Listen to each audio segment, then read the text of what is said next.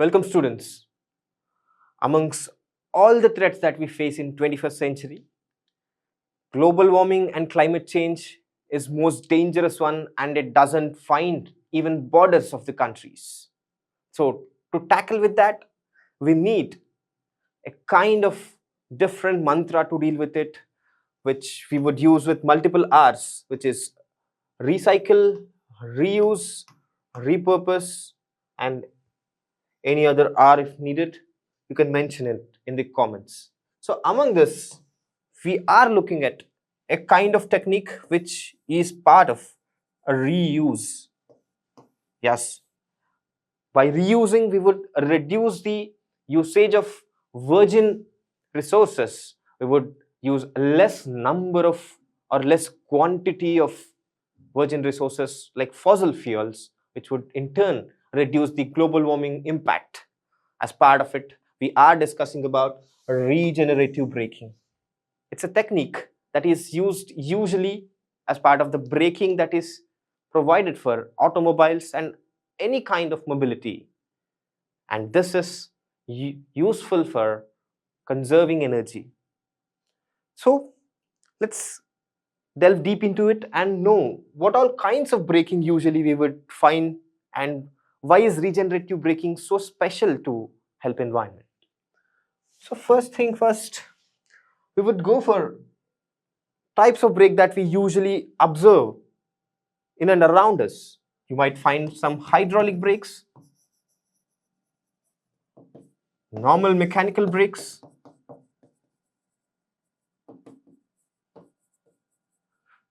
and commonality in all these brakes. You might have heard about or seen hydraulic brakes where after brakes you'll find some kind of air or fluid being released, and with pressure it operates to reduce the speed. So both of them or all these kinds of brakes would result in friction and windage losses. So with friction, energy loses, and with windage, there is wear and tear of equipment as well. Suppose you're using these kind of brakes, even the tires and the rim of the tire may get depreciated. Instead, if you look at the regenerative braking, this is slightly different. Any motor or any cycle or any mobility that you use, the wheel and axle could be fit with a dynamo or any other rotational form of conversion which would produce electrical energy. Which means we are nothing but converting mechanical energy to electrical energy. So this is what actually the regenerative braking is all about. That means we are regenerating electricity from the excess speed or excess momentum that this wheel axle setup produces. If it's clear, then let's move on to the next part of it to understand how is it beneficial to environment. To explain it, I would take it forward. What would we do with regenerative braking? As I said, as mechanical energy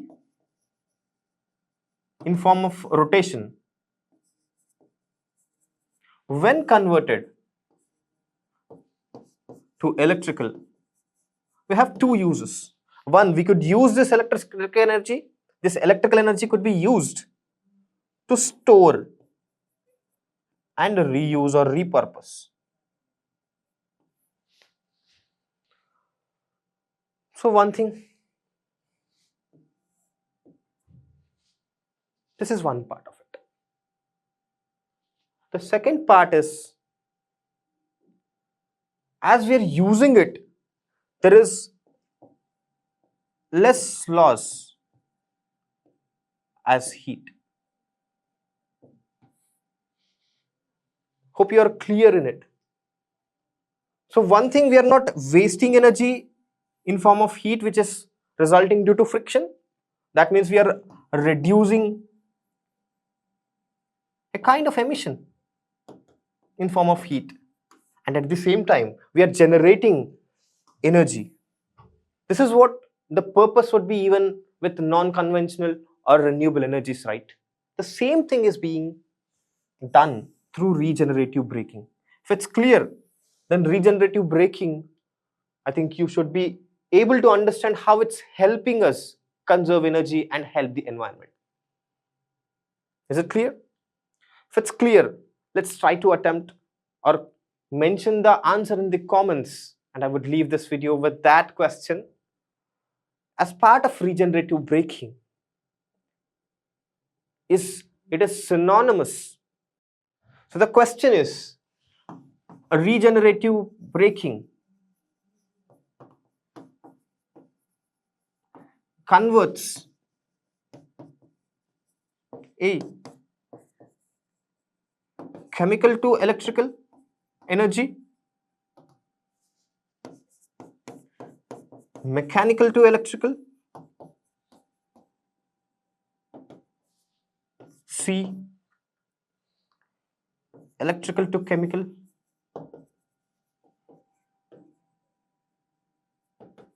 or is it about converting electrical energy to mechanical? Please comment answer to this question.